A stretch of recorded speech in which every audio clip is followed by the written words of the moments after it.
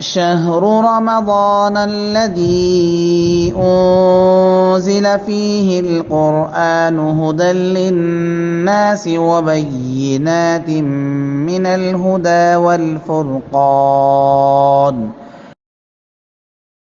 ونستعينه ونستغفره ونعوذ بالله من شرور أنفسنا ومن سيئات أعمالنا من يهده الله فلا مضل له ومن يضلله فلا هادي له وأشهد أن لا إله إلا الله وحده لا شريك له وأشهد أن محمدا عبده ورسوله يا أيها الذين آمنوا اتقوا الله حق تقاته ولا تموتن إلا وأنتم مسلمون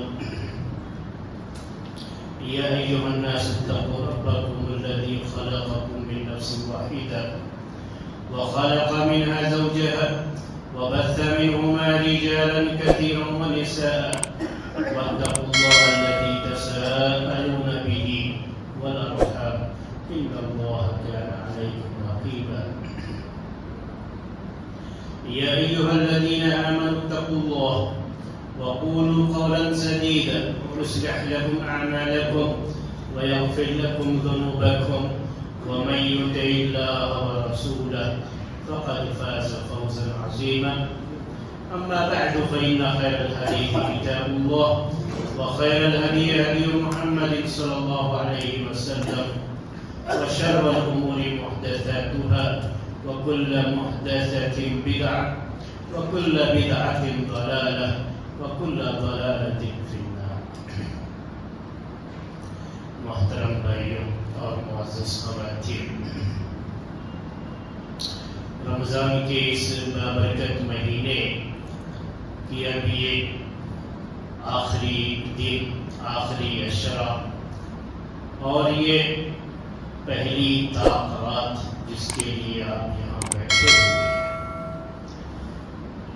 پیارے نبی صلی اللہ علیہ وسلم کا طریقہ یہ تھا کہ جب یہ آخری عشرہ داخل ہو جاتا تھا رمضان کے مہینے میں، آپ یوں تو اور مہینوں کے مقابلے میں زیادہ عبادت کیا کرتے تھے اور زیادہ اہتمام کرتے تھے، اور اس کے تعلق سے آپ نے ہدایات بھی فرمائی ہیں، لیکن جب آخری عشرہ داخل ہو جاتا تھا تو حدیث میں یہ بات آتی ہے کہ پیارے نبی صلی اللہ علیہ وسلم خود بھی جاگتے تھے اور اپنے گھر والوں کو بھی جگایا کرتے تھے۔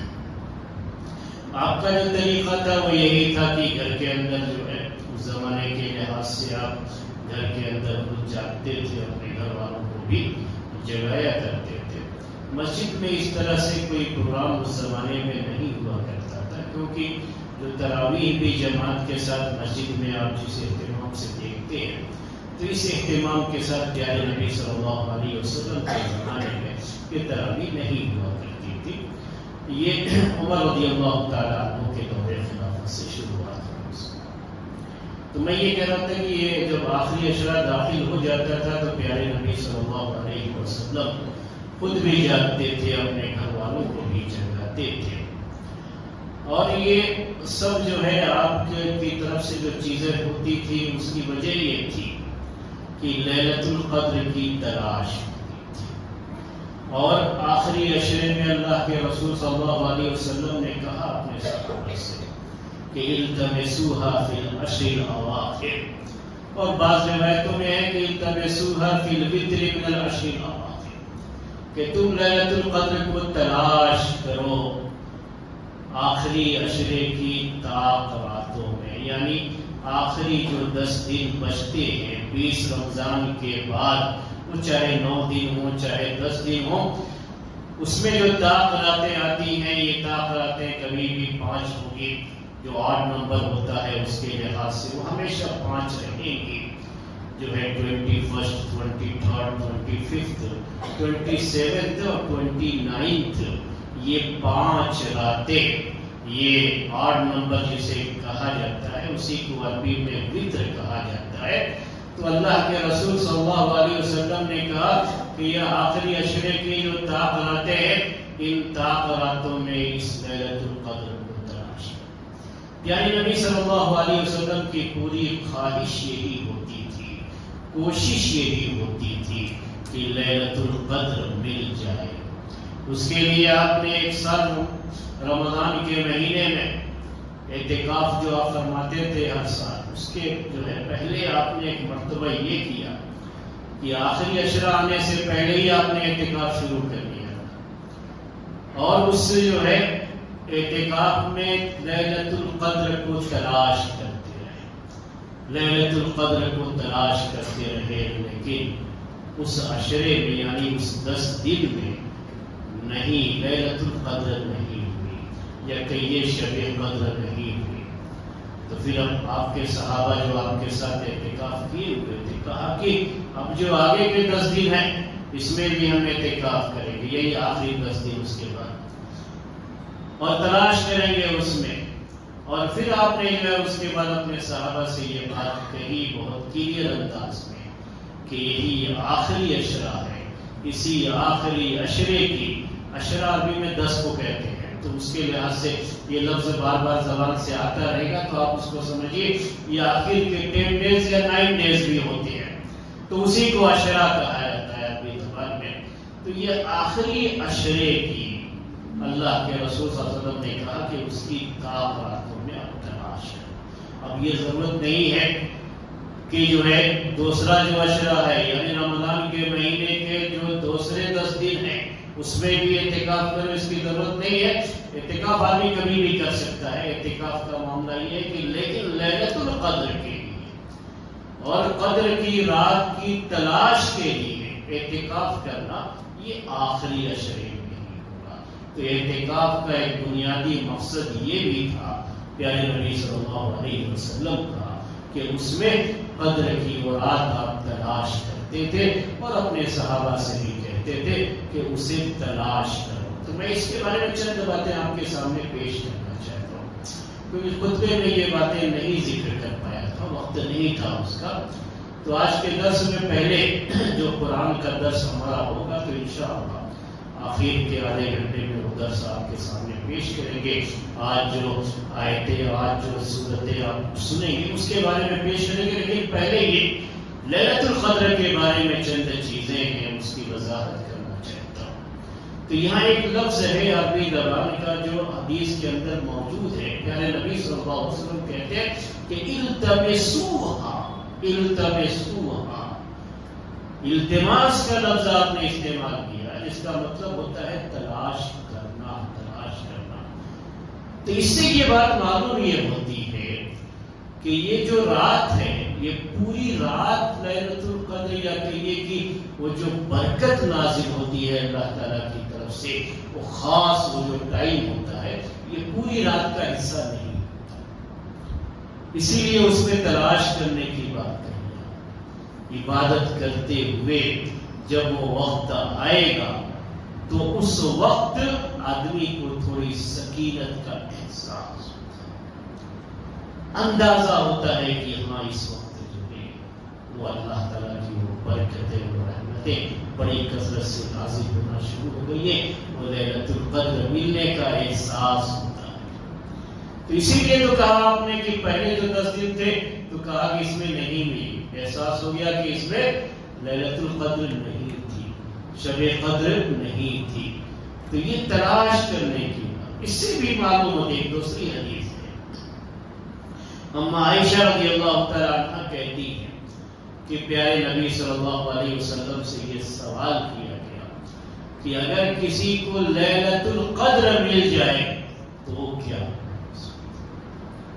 تو لیلۃ القدر مل جائے، قدر والی رات مل جائے، یہ سوال کیا، اس کا مطلب کیا ہے کہ یہ پوری رات نہیں ہے، ورنہ ملنے کی بات یہ تو جو ہے جو آدمی پوری رات جاگا اسے تو ملے گی، تو یہ پوری رات کا حصہ نہیں ہوتا ہے، اسی رات کے حصے میں ایک جو ہے وقت ہوتا ہے۔ اس کے لیے پوچھا کہ اس وقت ہم خاص کیا دعا مانگیں، کیونکہ وہ اگر کسی کو مل جائے تو بڑی خوش نصیبی ہے اس کی، بڑی سعادت ہے اس کے لیے، یا کہہ لیجیے کہ اللہ تبارک و تعالیٰ کا اس پر بڑا کرم ہے کہ اللہ تعالیٰ نے اسے نواز دیا کہ لیلۃ القدر ہو سکتی ہے۔ جب یہ پوچھا گیا کہ کیا پڑھیں تو پیارے نبی صلی اللہ علیہ وسلم نے کہا دعا کیا کرو، اللہم انک عفو تحب العفو فاعف عنی۔ دعا بڑی مختصر سی ہے، اس سے بھی آپ کو اندازہ ہو رہا کہ وہ وقت کوئی بہت لمبا وقت نہیں ہوتا، ویسی کوئی چیز، اور یہ بھی اندازہ ہوا کہ وہ وقت ملتا ہے لوگوں۔ اب ہر ایک کو جاگنے کو تو لوگ جاگتے ہیں، جاگنا مقصد نہیں ہے، ایسا مقصد یہ ہے کہ ہمیں لیلۃ القدر کا وہ وقت جو ہے، جس وقت اللہ تعالیٰ کی وہ خاص برکتیں نازل ہوتی ہیں، وہ وقت مل جائے۔ اور اگر اس وقت زبان سے یہ دعا نکل جائے، اللہم انک عفو تحب العفو فاعف عنی، تو یہ جو وقت ہے لیلۃ القدر کا، اس کی تلاش کرنے کا، اب یہ ہم کو پتہ نہیں ہوتا ہے کہ کون سا یہ وقت ہے، اور اللہ تعالیٰ کس وقت وہ برکت ڈالتا ہے۔ دنیا میں یہ چیز کسی کو پتہ نہیں، یہاں تک کہ اللہ کے رسول صلی اللہ علیہ وسلم کو بھی پتہ نہیں تھا۔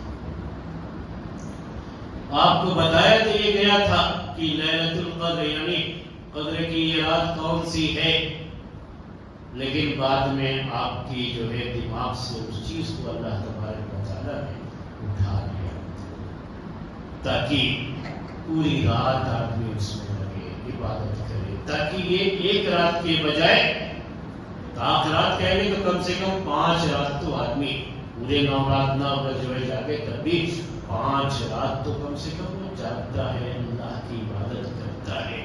تو یہ خود بھی اپنے آپ میں اس کے لیے بڑی فضیلت ہے کہ وہ اللہ تعالیٰ کی یاد میں، اس کے ذکر میں اور اللہ تبارک و تعالیٰ کی عبادت میں اس نے وقت گزارا، تو یہ بڑی سعادت کی بات ہے، خود بھی اپنے آپ میں سعادت کی بات ہے۔ لیکن وہ لیلۃ القدر، جو قدر کی رات، جو بڑی بابرکت رات ہے، تو اس میں لیلۃ المبارکہ بھی قرآن میں آیا ہوا ہے، اسی لیے ہم برکت والی بات کرتے ہیں۔ یہ پوری جو برکت ہے اس رات کی، یہ قرآن کی وجہ سے ہے۔ وجہ کیا ہے کہ اللہ تبارک و تعالیٰ نے اس رات میں قرآن کو نازل کیا، تو اس رات کی پوری فضیلت قرآن کے نزول کے ساتھ جڑی۔ اللہ تبارک و تعالیٰ نے اپنی اس کتاب ہدایت کو اس میں نازل کیا ہے۔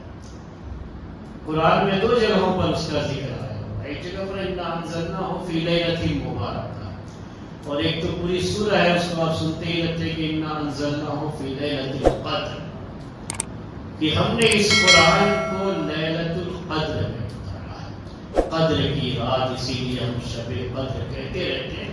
یہ شب فارسی زبان کا لفظ ہے اور لیلۃ یہ عربی زبان کا لفظ ہے، تو لیلۃ القدر کہتے ہیں تو سمجھیے عربی میں کہہ رہے ہیں، اور شب قدر کہتے ہیں تو یہ فارسی کہتے ہیں۔ تو یہ لیلۃ القدر، یہ شب قدر، اللہ تعالیٰ نے کہا کہ ہم نے قرآن کو اس میں نازل فرمایا ہے، اور اللہ تبارک و تعالیٰ نے رمضان کے مہینے میں پورا قرآن سمائے دنیا پر نازل فرمایا۔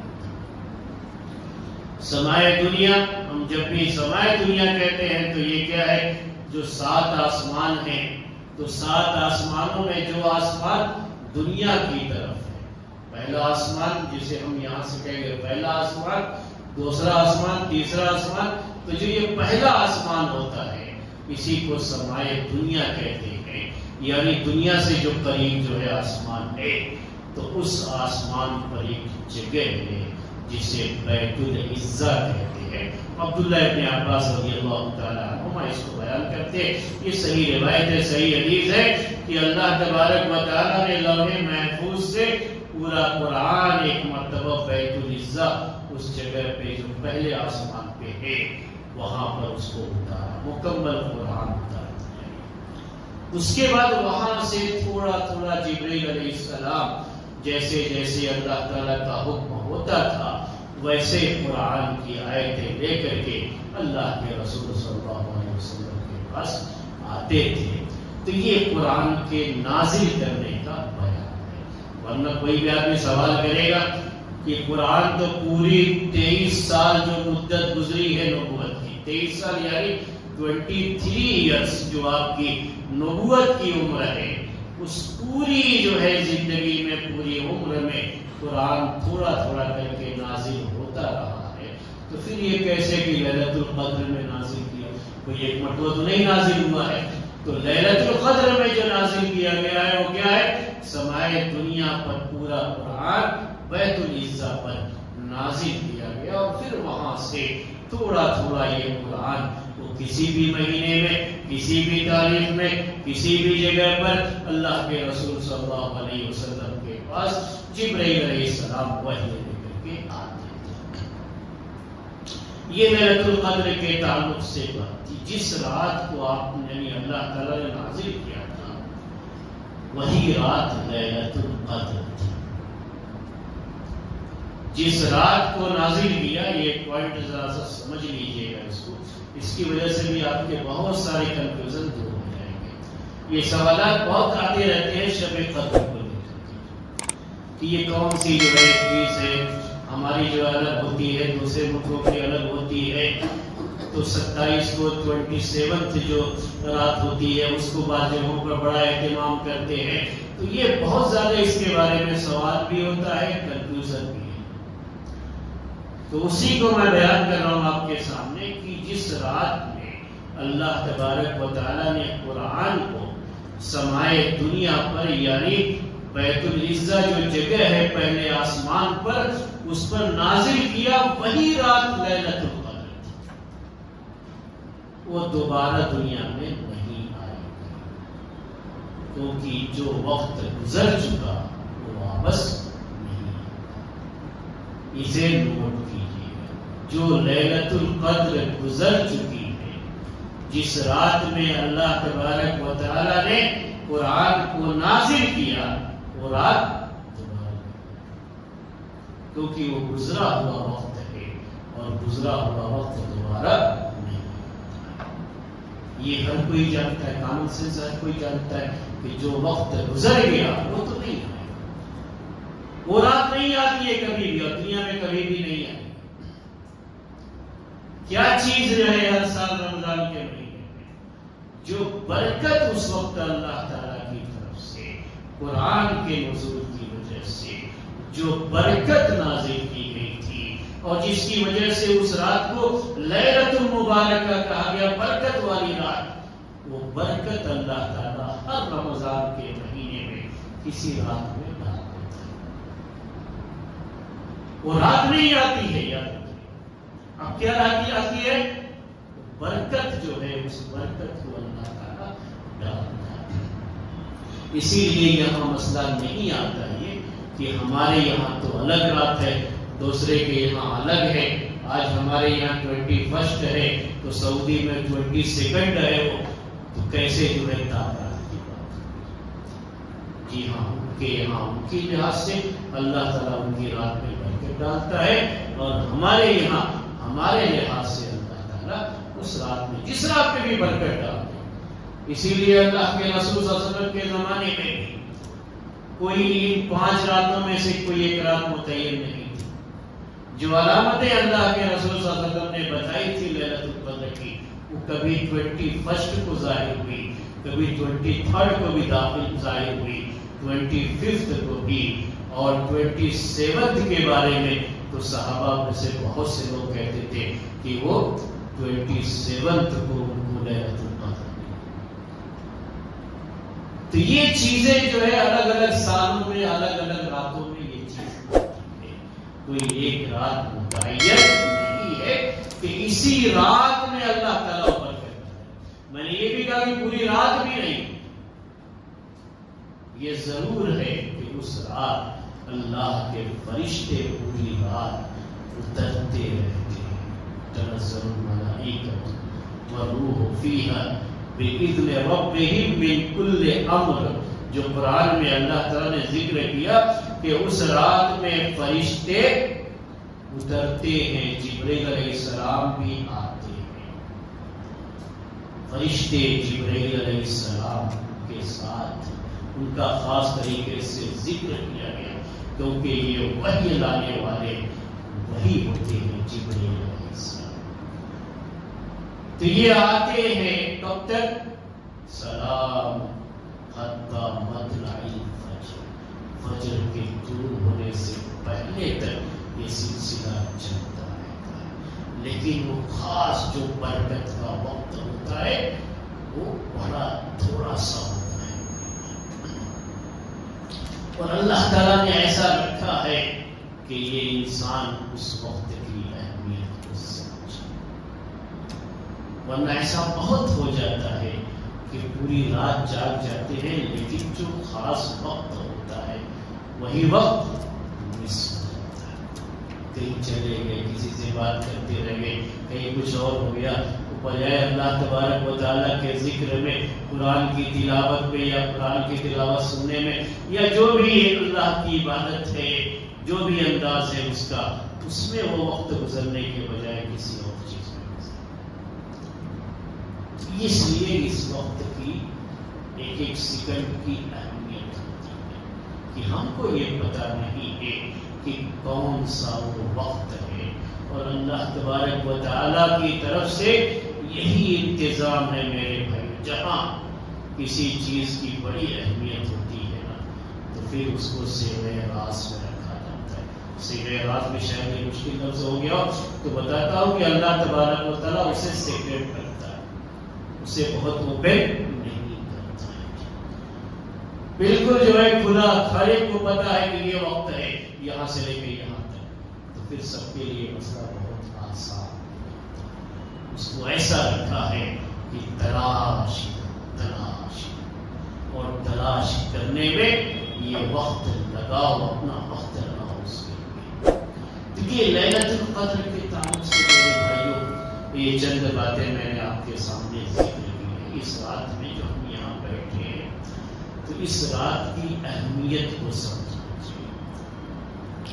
ہم کبھی بھی اس رات میں یہ وقت جو ہم کو ملا ہے اسے ہم کو ضائع نہیں کرنا چاہیے۔ تھوڑا بھی ہمارے پاس جو وقت ہے، اللہ تعالیٰ کی توفیق ہے، وہ جس کو بھی نوازنا چاہے وہ نوازتا ہے، وہ جس کو نواز دے، جس کو بھی یہ رات مل جائے بڑا خوش نصیب۔ کوشش تو آدمی کرتا ہے، تلاش تو اسے کرنا چاہیے، کوشش کریں گے تو کوشش کرنے والوں کو ہی اللہ تعالیٰ کسی بھی چیز سے نوازتا ہے۔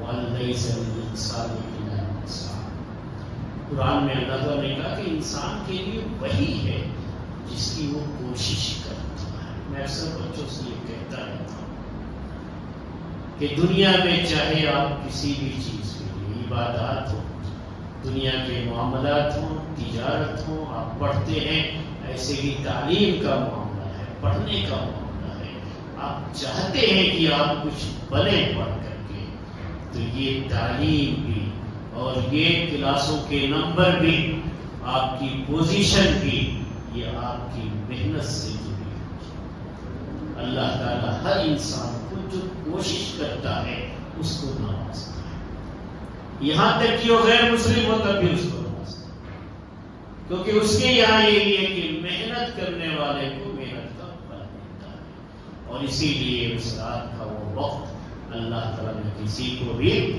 بتایا۔ موت کا وقت اللہ تعالیٰ نے ہر ایک سے چھپا کر کے رکھا۔ قیامت کب قائم ہوگی کسی کو نہیں بتایا، یہاں تک کہ اللہ کے رسول صلی اللہ علیہ وسلم، جبریل علیہ السلام و فرشتوں کے سردار، ان کو بھی پتہ نہیں، پیارے نبی صلی اللہ علیہ وسلم کو بھی پتہ نہیں کہ قیامت کب قائم۔ اس کو اللہ تعالیٰ نے صرف اپنے پاس رکھا ہے، کسی کو۔ کیا مطلب کیا ہوتا ہے اس کا؟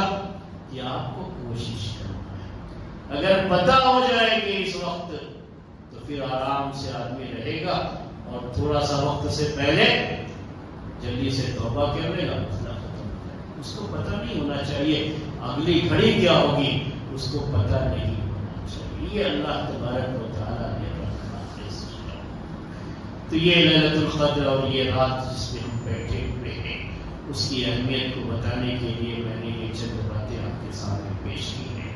اور اس کے بعد ہم آتے ہیں کہ آج جو تراویح میں آپ 21ویں پارے کی تلاوت سماعت فرمائیں گے، تو 21ویں پارے کل جو سورہ عنکبوت کی بات آئی تھی، تو سورہ عنکبوت کا کچھ حصہ یہ 21ویں پارے میں ہے، پھر اس کے بعد سورہ روم مکمل ہے، اس میں سورہ لقمان ہے، سورہ سجدہ بھی ہے جو جمعے کے دن فجر کی نماز میں پڑھتے ہیں، اور اس کے بعد جو ہے سورہ احزاب کا بھی اس سورہ کے اس پارے کے اندر سورہ احزاب کا بھی حصہ ہے، مکمل سورہ احزاب نہیں، سورہ احزاب کا بقیہ حصہ پھر کل کی تراویح میں آپ کے سامنے ہے۔ تو میں آپ کے سامنے تھوڑی سی جو ہے یہ اس کا خلاصہ پیش کرنا چاہتا ہوں کہ سورہ روم یہ اس کی شروعات ہوتی ہے، روم اس کا نام رکھا گیا ہے، روم جو رومن امپائر آپ کہتے رہتے ہیں، تاریخ ہسٹری جو ہے رومن امپائر کی،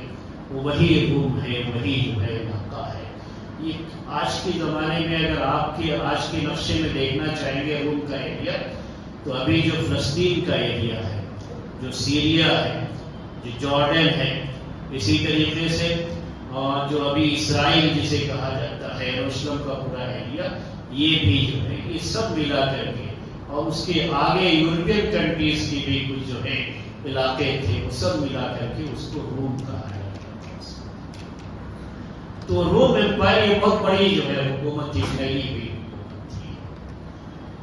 تو ہوا یہ کہ اس زمانے کی ایک سپر پاور طاقت یہ جو سپر پاور یہ تھی، اور ایک دوسری حکومت تھی جو فارس کے علاقے کی کہلاتی تھی، اور ان کو جو ہے فارس امپائر کہتی ہے، پرسین امپائر کہتے تھے۔ یہ علاقہ کون سا تھا؟ جو ابھی اس وقت ایران ہے، ایران سے جڑے ہوئے جو عراق کے ایریے ہیں، یہ سب اس وقت وہ فارس کے ایریے میں ہی آتے تھے۔ افغانستان کا بہت سا علاقہ اس کے اندر آتا ہے، یہ سارے فارسی بولنے والے علاقے تھے، اور ان کو فارسی کا پرسین جو ہے امپائر کہتے تھے۔ تو یہ دو بڑی طاقتیں تھیں، ان کا ہمیشہ مقابلہ ہوا کرتا تھا۔ تو اللہ کے رسول صلی اللہ علیہ وسلم جب نبی بنائے گئے اور مکے میں آپ کی دعوت کا کام چل رہا تھا، ابھی مدینہ ہجرت کر کے نہیں گئے تھے، تو اس وقت مکے میں صورتحال یہ ہوتی تھی کہ جو مکے کے مشرکین تھے، اگر فارس ان کی جنگیں چلتی تھی، فارس والوں کی اور جو ہے روم والوں کی، ان کو قیصر اور کسریٰ بھی کہا جاتا تھا، تو قیصر اور کسریٰ کی جنگیں چلتی تھی۔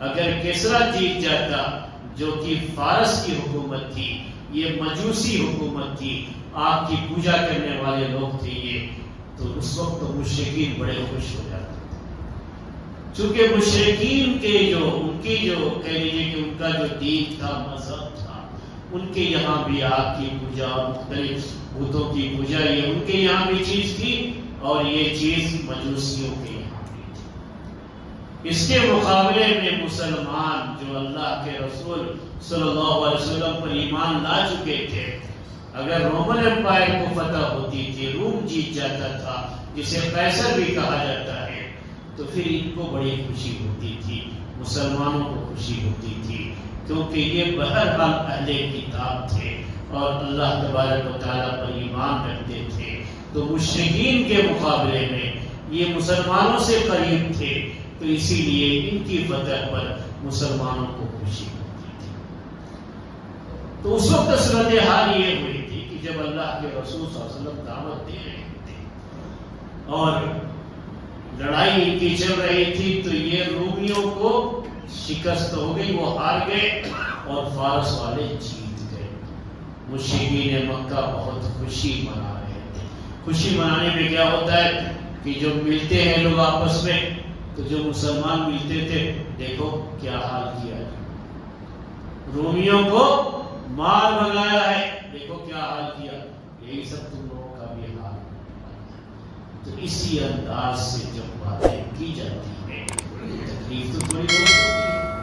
ابوبکر صدیق رضی اللہ تعالیٰ عنہ، یہ آیتیں نازل ہو چکی تھی، اسی کے بارے میں یہ ہے کہ رومی مغلوب ہو گئے، رومی جو ہے اس وقت ہار گئے ہیں، لیکن اللہ تعالیٰ نے کہا کہ چند سالوں میں یہ جیت جائیں گے، اور فارس والوں پر ان کی جو ہے ان کی فتح ہو جائے گی۔ جو قرآن کے اندر یہ آیت تھی ابوبکر رضی اللہ تعالیٰ عنہ، جب مشرکین مکہ میں سے ابو جہل یا ابو لہب تو میں سے کوئی ایک، جب اس نے جو ہے ابوبکر رضی اللہ تعالیٰ عنہ کے ساتھ بحث شروع کر لی، چڑھانے کے لیے وہ اس طرح سے کرتے تھے، تو ابوبکر رضی اللہ تعالیٰ عنہ نے کہا میں شرط لگاتا ہوں کہ 5 سال کے اندر اندر یہ رومی پھر سے فارس والوں کو ہرا دیں گے، میں یہ شرط، انہوں نے شرط لگا لی۔ قرآن پہ چونکہ آیت نازل ہو چکی تھی، ابوبکر صدیق رضی اللہ تعالیٰ عنہ کو آپ جانتے ہیں کہ ان کا ایمان بڑا مضبوط ایمان تھا، ان کا ایمان یہ تھا کہ جب قرآن میں ہے تو یقیناً ایسا ہوگا، اسی لیے یہاں کوئی مسئلہ نہیں، اگر شرط لگا دیں گے یقینی طور پر وہ چیز جائے گی۔ اللہ کے رسول صلی اللہ علیہ وسلم کے سامنے تذکرہ ہوا تو آپ نے کہا کہ کوئی بات نہیں، آپ نے شرط لگائی ٹھیک ہے، لیکن قرآن میں جو الفاظ ہیں سورہ روم میں وہ یہ ہے کہ فی بدع سنین، اور عربی زبان میں بدعون کا یہ لفظ 3 سے لے کر کے 10 تک بولا جاتا ہے، تو یہ 9 سال تک بھی ہو سکتا ہے۔ اللہ کے رسول صلی اللہ علیہ وسلم نے کہا، اس لیے کہا کہ آپ اپنی شرط کو باقی رکھیے لیکن مدت بڑھا دیجیے۔ آپ یہ کہیے کہ 5 سال نہیں، 9 سال کے اندر اندر یہ رومی پھر سے فارس والوں پر غالب آ جائے گا، اور ایسا ہی ہوا تاریخ میں 7 سال کے بعد، اس جنگ کے 7 سال کے بعد پھر جنگ ہوئی تو رومی اس جنگ میں غالب آ گئے اور ابوبکر رضی اللہ تعالیٰ عنہ اپنی وہ شرط جیت گئے۔ تو میں یہ آپ کو بتا رہا تھا اس وقت یہ چیز جائز تھی، ابھی جائز نہیں ہے۔ میں یہ کبھی ایسا نہ ہو کہ آج جو ہے میں نے میری یہ باتیں سن کر کے آپ کیا کہیں کہ جو ہے کہ کل سے جو ہے ممبئی میں سٹہ لگانا شروع کرنے کے فلاں جیتے گا تو یہ میں لوں گا فلاں، تو وہ جو ہے شروعات کرنے کے یہ سننے کے بعد تو ایک مسئلہ ہو جائے گا۔ تو اس وقت ابھی یہ چیز حرام نہیں کی گئی تھی شریعت میں، ابھی یہ چیز جائز نہیں ہے، ایسے نہیں کر سکتے، شرطیں نہیں لگا سکتے۔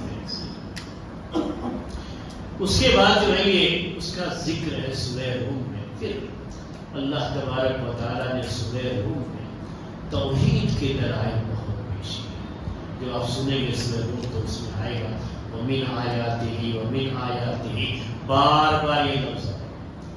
تو من آیاتہ کا مطلب ہوتا ہے اللہ تعالیٰ کی نشانیوں میں سے، تو اللہ تبارک و تعالیٰ کی توحید کے جو دلائل ہیں، پوری کائنات میں جو دلائل بکھرے ہوئے ہیں، ان کا اللہ تعالیٰ نے ایک ایک کر کے جو ہے ذکر کیا کہ یہ اللہ تعالیٰ کی نشانیاں ہیں۔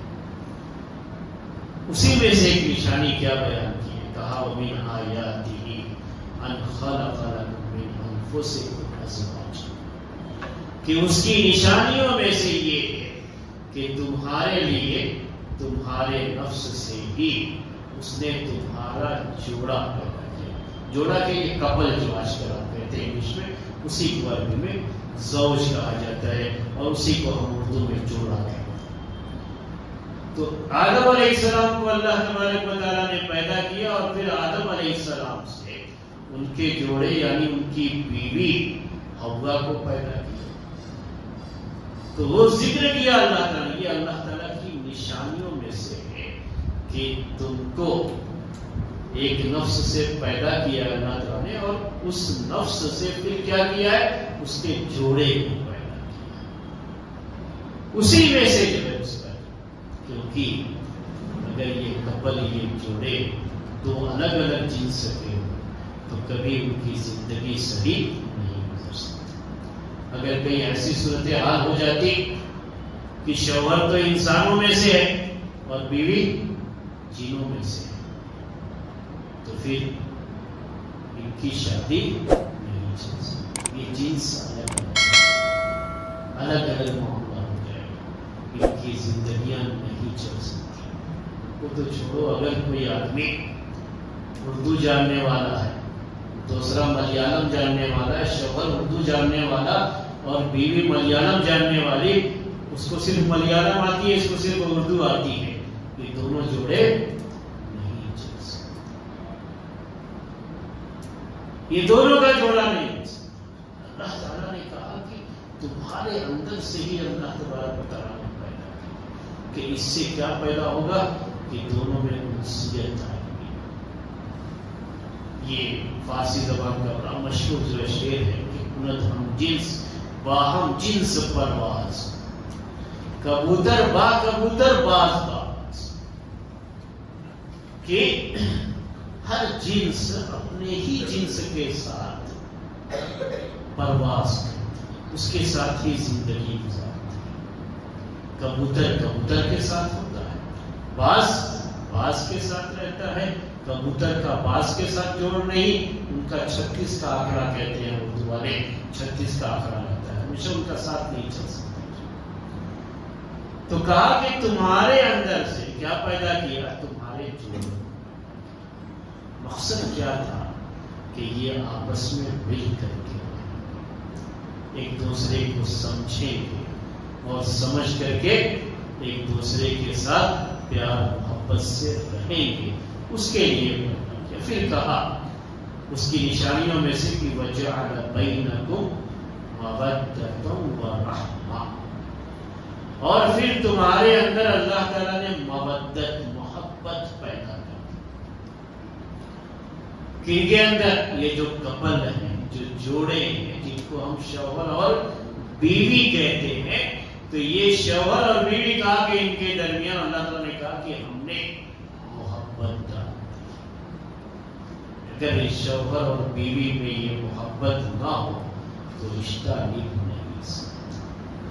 اور مودتن کا لفظ استعمال کیا اللہ تعالیٰ نے، اور مودتن یہ عربی زبان میں بہت گہری جو محبت ہوتی ہے، جو دل سے محبت ہوتی ہے، اس کے لیے یہ لفظ استعمال کیا۔ تو اللہ تعالیٰ نے دل میں محبت ڈال دی۔ رشتے وہی نبھتے ہیں جس میں شوہر کے دل میں بیوی کی محبت ہو اور بیوی کے دل میں شوہر کی محبت۔ یہ محبت کون ڈالتا ہے؟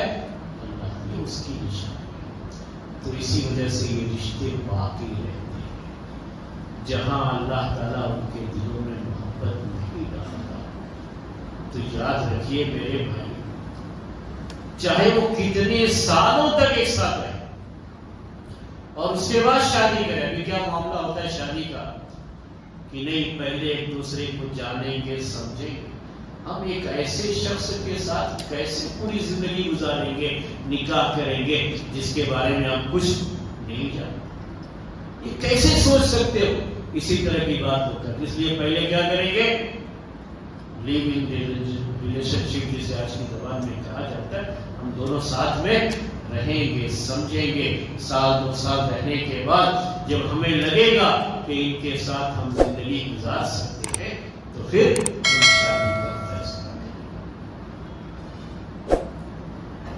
انسان یہ سمجھتا ہے، یہ سمجھتا ہے کہ شاید ہم سمجھ جائیں گے ایک دوسرے کو تو ہمارا یہ رشتہ نبھ جائے گا۔ ایسا نہیں ہے۔ جو ایسا کرتے ہیں ان کے بارے میں پڑھ لیجیے، سنتے رہتے ہیں، آپ پڑھتے بھی ہوں گے کہ یہ رشتے کچھ بھی چلتے نہیں، کوئی رشتہ اس میں سے باقی نہیں ہے۔ آج ہے یہ رشتے کر جیسے جڑتے ہیں ویسے ہی یہ ٹوٹ جاتے ہیں۔ کیوں؟ کیونکہ یہ نہیں جانتے کہ اللہ تعالیٰ محبت ہے۔ وہ شادیاں جسے ہم ارینج میرج کہتے ہیں آج کی زمانے میں، جس میں کبھی ایسا بھی ہوتا تھا کہ لڑکے نے لڑکی کو بھی نہیں دیکھا اور لڑکی نے بھی لڑکے کو نہیں دیکھا، پہلی مرتبہ وہ سہاگ رات میں دیکھتے تھے، وہاں وہ رشتے نبھتے تھے کیونکہ ان کے دلوں میں اللہ تعالیٰ محبت ڈالتا۔ یہ تو اللہ تعالیٰ محبت ڈالتا، یہ ساتھ میں رہنے سے محبت نہیں آتی ہے۔ 10 سال تک دوست ایک ساتھ رہتے ہیں، پھر کسی بات پہ جھگڑا ہوتا ہے دونوں، کیوں؟ جب تک اللہ تعالیٰ محبت نہیں ڈالے گا ساتھ میں رہنے سے کچھ نہیں ہوتا۔ تو اس پوائنٹ کو سمجھنا ہے جو اس آیت کے اندر اللہ تعالیٰ نے پیش کیا تھا، یہ اس کی نشانیوں میں سے ہے، غور کرو اس کے۔ آج جو رشتے آپ سنتے رہتے ہیں سیلیبریٹیز کے یا مختلف جو بہت ستارے جن کو کہا جاتا ہے، اصل میں وہ ستارے ہوتے نہیں ہیں، لیکن ہمارا معاملہ یہ ہے کہ آج ہم نے ان کو بڑے اونچے اونچے نام دیے، اسٹار کہتے ہیں۔ تو چاہے وہ فلمی اسٹار ہو، چاہے وہ کھیل کے میدان کے ہو، کسی لوگ ان کو بڑی عزت دیتے ہیں، سنتے رہتے ہیں آپ کی ان کے ساتھ شادی ہوئی، معلوم ہوا کہ بریک اپ ہو گیا، اب یہ اسٹار تھا، نہ جانے کتنے سال ساتھ میں رہنے کے بعد شادی۔ لیکن یہ شادیاں نبھتی نہیں ہیں۔ کیوں نہیں نبھتی ہیں؟ کہ جب تک اللہ تعالیٰ محبت نہیں ڈالتا، دلوں میں محبت نہیں آتی۔ یہ یاد رکھیے، محبت کا مطلب یہ نہیں ہوتا ہے جو آج کل بڑی کثرت سے لوگ بولتے رہتے ہیں۔ وہ سمجھتے ہیں کہ اگر ہم نے یہ بول دیا تو وہ بڑی محبت ہے۔ بچوں کو بھی سکھاتے رہتے ہیں، بچے بھی کیا کہتے رہتے ہیں، ابھی ہمارے بچے یہ I love you papa, I love you mom, I love you کہنے سے نہیں ہوتا ہے، یہ محبت نہیں آتی۔ یہ تو آج کے بدنام الفاظ ہیں۔ جس زبان سے کہتے ہیں آئی لو یو پاپا، اسی کے بعد تھوڑی دیر بعد آئی ہیٹ یو فوراً چاہتا، کیونکہ دل میں محبت نہیں ہے۔ محبت دل سے ہوتی ہے، زبان سے کہنے سے نہیں ہوتی ہے۔ اگر دل میں محبت ہے تو وہ سلوک میں ظاہر ہوتی ہے، رویے میں ظاہر ہوتی ہے، بیہیویئر جسے آج کی زبان میں کہتے ہیں، اس میں وہ محبت ظاہر ہوتی ہے۔ پیارے نبی صلی اللہ علیہ وسلم کی محبت اما عائشہ رضی اللہ تعالی عنہ کے ساتھ اور دوسری بیویوں کے ساتھ وہ عمل میں ظاہر ہوتی ہے، ساتھ میں رہنے میں وہ ظاہر ہوتی ہے۔ یہ زبان سے کہنے سے کچھ نہیں ہوتا ہے۔ ایک بچہ چاہے بار بار کہے آئی لو یو پاپا، لیکن وہ اپنے باپ کی بات نہیں مانتا ہے تو یہ محبت نہیں ہے۔ محبت زبان سے کہنے کا نام نہیں۔ صحیح معنی میں جس کو محبت ہوتی ہے تو کہتے ہیں کہ جب محبت دل میں ہوتی ہے تو اطاعت کا جذبہ ہوتا ہے، فرمانبرداری کا جذبہ ہوتا ہے، قربانی کا جذبہ ہوتا ہے۔ بیٹا باپ کے لیے قربانیاں دیتا ہے، باپ بیٹے کے لیے قربانیاں دیتا ہے، شوہر بیوی کے لیے قربانیاں دیتا ہے، بیوی شوہر کے لیے قربانیاں دیتی ہے۔ یہ ساری قربانیاں یہ کیوں ہیں؟ کیونکہ دل میں محبت ہے۔ جب محبت ہوتی ہے تو وہاں کمپرومائز کرتا ہے، وہاں نبھانے کی کوشش کرتا ہے، وہاں یہ نہیں ہوتا ہے کہ نہیں بریک اپ ہو جائے، الگ ہو جائیں گے، توڑ دیں گے، وہ رشتے توڑے نہیں جاتے۔ تو یہ بھی آیت ہے اس کے اندر۔ پھر رحمت کی بات بھی کہیے، میں اس آیت میں اور اگر تفصیل میں جاؤں گا تو پھر زیادہ وقت اس میں ہو جائے گا، ابھی آگے اور بھی بات ہے۔ پھر اس کے بعد کہا اللہ تعالیٰ نے کہ وَمِنْ آیَاتِهِ، اسی سورہ روم کے بارے میں ہی ہے، اور یہ بار بار آئے گا، وَمِنْ آیَاتِهِ وَمِنْ آیَاتِهِ۔ تو چند باتیں آپ کے سامنے پیش کر رہا ہوں۔ کہا وَمِنْ آیَاتِهِ اخْتِلَافُ أَلْسِنَتِكُمْ وَأَلْوَانِكُمْ، اس کی نشانیوں میں سے کیا ہے؟ تمہاری زبانوں کا اختلاف اور تمہارے رنگوں کا اختلاف، انسانوں سے بات کرتا ہوں۔ سوچو اس رب کی قدرت۔ میں آپ سے کہتا ہوں چند منٹ کے لیے آپ سوچئے، صرف نمازی آج کے زبان میں سوچئے دماغ میں کہ جب آدم علیہ السلام کو دنیا میں بھیجا گیا تو آدم علیہ السلام اور حوا ان کی بیوی، ان کی زبان کیا تھی؟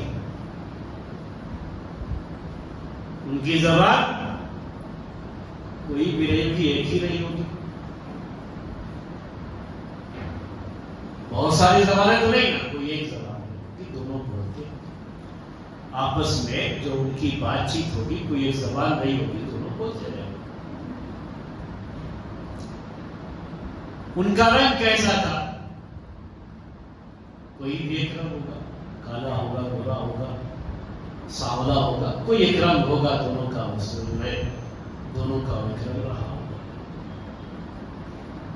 لیکن اسی آدم اور حوا کی اولاد پوری دنیا میں جو پھیلی ہوئی ہے، تو کتنی زبانیں ہیں؟ یہ زبانیں سب کہاں سے ہیں؟ رنگ کیسے جو ہے سب کے الگ الگ ہوئے، جبکہ آدم علیہ السلام جب آئے، حوا علیہ السلام، ان کے ساتھ ان کی بیوی، تو جو بھی رنگ تھا ان کا وہ بچوں کو آتا، ان کی جو بھی زبان رہی ہوگی وہی بچوں کی، لیکن زبانوں کا یہ اختلاف کبھی سوچو کہ یہ کیسے؟ اللہ تبارک و تعالیٰ نے کہا یہ اس کی نشانیوں میں سے، اس کی قدرت کی نشانیوں میں سے یہ زبانوں کا اختلاف ہے۔ لوگ صرف فخر کرتے ہیں زبانوں پر، لیکن زبان کی حقیقت کو کبھی تصور نہیں کرتے کہ یہ زبانیں آئی کیسے۔ یہاں تیمل زبان کے تعلق سے ایک بات ذکر کرتا ہوں آپ کے سامنے۔ یہاں ہمارے اس ملک میں بہت ساری زبانیں ہیں، تو تیمل والوں کو یہ دعویٰ ہے کہ سب سے پرانی زبان تیمل، سب سے پرانی زبان۔ یہاں تک کہتے ہیں کہ آدم علیہ السلام آئے تھے تو کیا بولتے تھے؟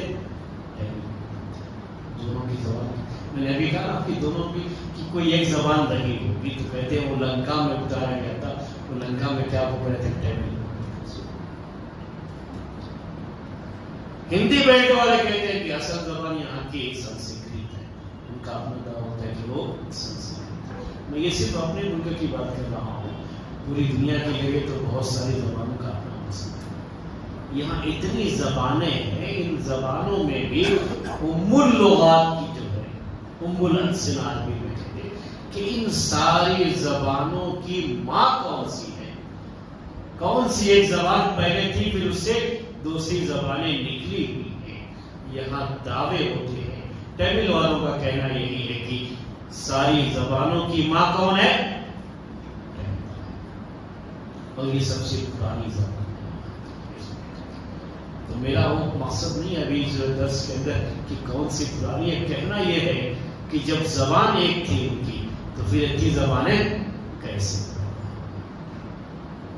آپ سوچیے تھوڑی دیر کی، جو ایک زبان ہوتی ہے، کوئی بھی زبان، تھوڑے تھوڑے علاقے سے آپ جائیں گے، دور جائیں گے، تو وہی زبان لہجہ سب کا الگ ہے۔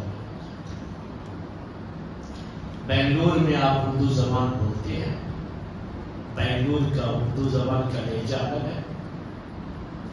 آپ جو ہے آمبور چلے جائیں، تمل ناڈو میں معلوم باڑی چلے جائیں، ان کا اردو کا لہجہ، حیدرآباد چلے جائیں گے تو ان کا لہجہ، گلبرگہ جائیں گے ان کا لہجہ، ایک ہی زبان اردو زبان ہے، لیکن اسی اردو زبان میں تھوڑے تھوڑے فرق سے لہجے بدل جاتے ہیں۔ یہ سب کس نے کہا؟ وَمِنْ آیَاتِهِ، اللہ تعالیٰ ذکر فرماتا ہے کہ وَمِنْ آیَاتِهِ، اللہ تعالیٰ کی نشانیوں میں سے، یعنی اس کی توحید کی نشانی، اس کی عظیم قدرت کی نشانیوں میں سے یہ ہے کہ تمہاری زبانیں الگ الگ ہیں اور تمہارے رنگ الگ الگ ہیں، اور ہر انسان دوسرے کے مشابہ نہیں ہے۔ اتنے سارے لوگ بیٹھے ہیں، پوری دنیا کو چھوڑ دیجیے، دو آدمی کو ہم کیسے پہچان لیتے ہیں کہ دونوں کی شکلیں، کبھی رنگ ایک جیسا ہو سکتا ہے لیکن شکل، اور آج کے زمانے میں تو ہر کوئی سمجھ رہا ہے اس کو کہ ایک آدمی کے انگوٹھے کا نشان دوسرے کے انگوٹھے سے اتنا فرق ہے۔ ہر کوئی جو اپنے موبائل پہ، اسمارٹ فون میں، اسمارٹ فون والا سمجھتا ہے، ہم لوگ نہیں سمجھتے کہ یہ انگلی کس کی ہے۔ یہ صورتحال ہے، کتنی عظیم قدرت ہے اس کا، اسی کو اللہ تبارک و تعالیٰ نے بیان کیا ہے سورہ میں۔ تو سورہ روم میں بڑی کثرت سے جو ہے وَمِنْ آیَاتِهِ وَمِنْ آیَاتِهِ اس کو بیان کیا گیا۔ پھر اس کے بعد سورہ لقمان کے تعلق سے تو آپ سمجھتے ہیں کہ سورہ لقمان کیوں اس کو کہا جاتا ہے کہ لقمان علیہ السلام کا اس میں ذکر لقمان علیہ السلام، ان کا ذکر انہوں نے جو اپنے بیٹے کو نصیحت کی تھی، اس نصیحت کا ذکر ہے، اور یہ کوئی بہت جو ہے زیادہ نہیں ہے۔ اس سورہ میں اور بھی بہت ساری باتیں ذکر کی گئی ہیں۔ ہر سورہ کے اندر اس طرح کی باتیں آپ کو ملیں گی کہ توحید کے دلائل بھی رہیں گے، اللہ کے رسول صلی اللہ علیہ وسلم کی رسالت کی بات بھی رہے گی، یوم آخرت کے تعلق سے بات، جنت اور جہنم کے تعلق سے بات، یہ چیزیں جو ہے رہتی ہیں۔ یہ قرآن کے بنیادی مسائل اور بنیادی مضامین ہیں۔ لیکن سورہ لقمان کی خاص بات کیا ہے کہ اس میں لقمان علیہ السلام کا ذکر ہے۔ لقمان علیہ السلام کون تھے؟ اس کے بارے میں کوئی یقین کے ساتھ کہنا کہ نبی تھے یا نہیں تھے، یہ بڑا مشکل ہے۔ امام بخاری رحمۃ اللہ علیہ، انہوں نے اپنی کتاب صحیح بخاری میں کتاب الانبیاء، ایک ان کی جو ہے صحیح بخاری میں جو بہت ساری جو ہے عنوان انہوں نے باندھے ہیں نا، تو اس میں سے ایک ہے کتاب الانبیاء۔ تو کتاب الانبیاء میں جہاں اور بھی بہت سے کا ذکر کیا ہے، تو لقمان علیہ السلام کا بھی ذکر ہے۔ جبکہ عام طریقے سے لوگ ان کو ایک بڑا دانا، بڑا عقل مند جو ہے، بڑا حکمت والا آدمی، بڑا حکیم آدمی پہلے زمانے میں کبھی گزرا ہوا ہے۔ بہرحال اللہ تبارک و تعالیٰ نے ذکر کیا ہے لقمان علیہ السلام، ان کی اپنی بیٹے کی بھی نصیحت۔ ہمارے جو بچے ہیں ان سے یہ کہہ دو کہ کوئی آدمی اتنا عقل مند کیسے بنتا ہے؟ چاہتا تو ہر کوئی ہے کہ ہم بھی عقل مند بن جائیں۔ تو لقمان علیہ السلام سے بھی لوگوں نے پوچھا کہ آج کل تو یہ بہت چلتا رہتا ہے، ٹرینڈ رہی ہے کہ جب کوئی آدمی بڑا مشہور ہو گیا تو اس کا انٹرویو لیتے ہیں لوگ کہ کیسے آپ کو یہ چیز حاصل ہوئی، کیا کیا پریشانی ہوئی، کیا مسئلہ ہوا۔ تو لقمان علیہ السلام سے بھی اس زمانے میں کسی نے انٹرویو لیا اور کہا، یہ پوچھا کہ آپ کے پاس اتنی حکمت والی باتیں کہاں سے ہیں، آپ اتنے عقل مند کیسے بن گئے؟ تو ان کا جواب کیا تھا؟ اس میں جو ہے جو جواب تھا ان کا، کئی باتیں ہیں اس کے اندر، اس میں سے ایک بات یہ کہا کہ میں نے یہ عقل ہمیشہ بیوقوفوں سے سیکھی۔ عقل کہاں سے آئی میرے پاس، حکمت کہاں سے آئی؟ کہا میں نے بیوقوفوں سے سیکھی۔ عام طریقے سے آدمی یہ کہہ کر کے کہ یہ ذرا ہاف مائنڈ ہے یا کوئی اسکرو اس کا ڈھیلا ہے، اس سے الگ رہنا چاہتے ہیں، اس سے بات کرنا نہیں چاہتے۔ انہوں نے کہا کہ میں نے ان سے سیکھا۔ کیسے ان سے سیکھا؟ تاکہ جو وہ کرتے تھے میں وہ نہیں کرتا تھا۔ بیوقوف جو کام کرتے ہیں نا، ان کا کام دیکھ کر کے وہ کام مت کرو آپ جو ہے، تو آپ کے اندر خود بخود عقل مندی آتی ہے۔ تو سیکھنے کے لیے آدمی کسی بھی سے سیکھ سکتا ہے۔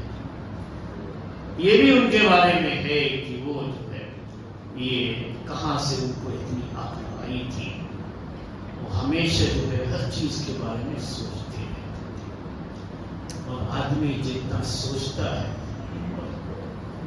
میرے کہنے کا مطلب یہ ہے کہ اچھی چیزیں ورنہ جو ہے سوچنے کے بارے میں بعد میں وہ بیماری بھی ہے وہ سوچنے کی، تو کہیں اس کے بارے میں آپ سوچ رہے، اس لیے یہ کہنا ضروری ہو گیا تھا۔ ایک اچھی چیز جب آدمی سوچتا رہتا ہے تو آہستہ آہستہ اللہ تعالیٰ اس کو ویسا ہی بنا دیتا ہے۔ تو یہ بھی میں بات بچوں کے لیے کہنا چاہتا ہوں کہ ہمیشہ اپنی سوچ کو اچھا رکھنا چاہیے۔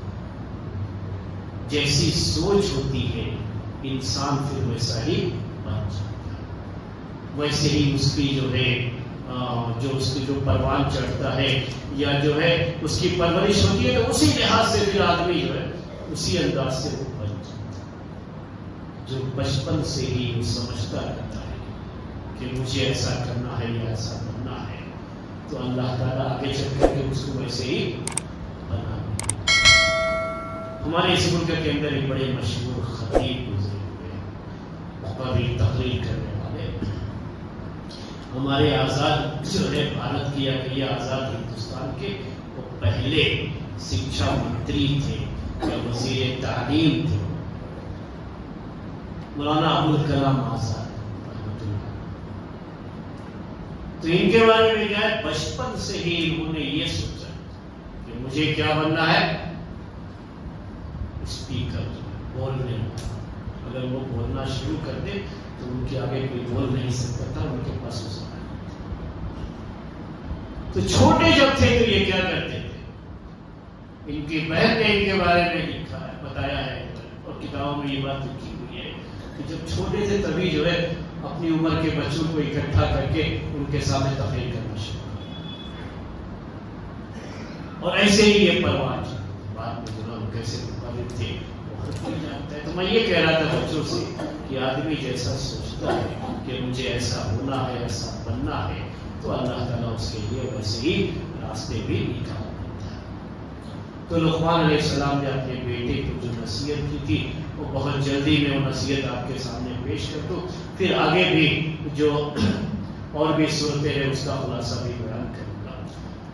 لقمان علیہ السلام نے اپنے بیٹے سے کہا کہ یا بنی لا تشرک باللہ ان الشرک لظلم عظیم. باپ بیٹے کو نصیحت کرتا ہے. تو جتنے بھی یہاں ہمارے سامنے جو بھی باپ ہیں, ہم پیرنٹس کی بات نہیں کر رہے کیونکہ یہاں صرف باپ ہے مائیں نہیں ہے, یہ دونوں کے لیے بات ہوتی ہے.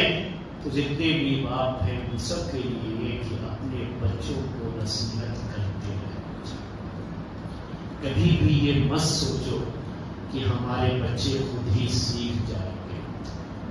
نہیں, ہم انسان کے بچے ہیں. انسانوں کے بچوں کو سکھانا پڑتا ہے, یہ بغیر سکھائے نہیں سیکھتے. مچھلی کے بچے نہیں, یہ مچھلی کے بچے کو تیرنا نہیں سکھایا جاتا ہے, وہ خود بخود تیرنے لگتا ہے. لیکن انسان کا بچہ چھوٹے سے ہی اسے ہر چیز سکھایا جاتا ہے اور جیسا سکھائیں گے آپ اسی لحاظ سے ویسا بنتا ہے. پیارے نبی صلی اللہ علیہ وسلم اسی لیے کہتے ہیں کہ ہر بچے کو فطرت پر پیدا کیا جاتا ہے, بعد میں اس کے ماں باپ اسے یہودی بنا دیتے ہیں, نصرانی بنا دیتے ہیں, مجوسی بنا دیتے ہیں, کیونکہ بچہ سیکھتا ہے. انسان کا بچہ ہے, انسان کا بچہ سیکھتا ہے, اس کو سکھانا پڑتا ہے. تو لقمان علیہ السلام اپنے بیٹے کو سکھاتے ہیں, اپنے بیٹوں کو اپنی اولاد کو نصیحت کرتے رہیے, کبھی بھی اس پہلو کو لا تشرک باللہ ان الشرک لظلم عظیم. پہلی نصیحت یہی کہ ہمیشہ توحید پر رہنا, کیونکہ شرک یہ بہت بڑا ظلم ہے.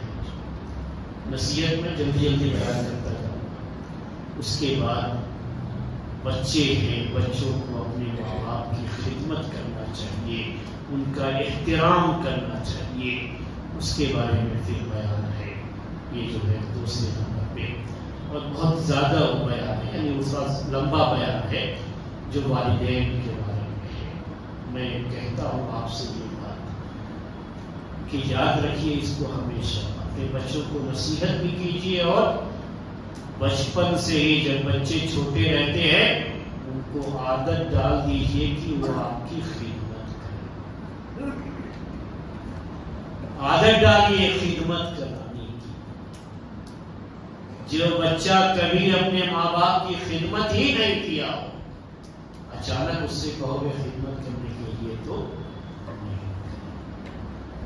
عادت ڈالی, کوئی ضرورت نہیں ہے آپ کو خدمت کی, اللہ کا فضل و کرم ہے, آپ کی صحت بہت اچھی ہے, آپ اپنا کام سب کچھ اپنے سے کر سکتے ہیں, لیکن بچہ ساتھ میں ہو تو ہمیشہ وہ کام بچے سے, اس سے کہیے بیٹا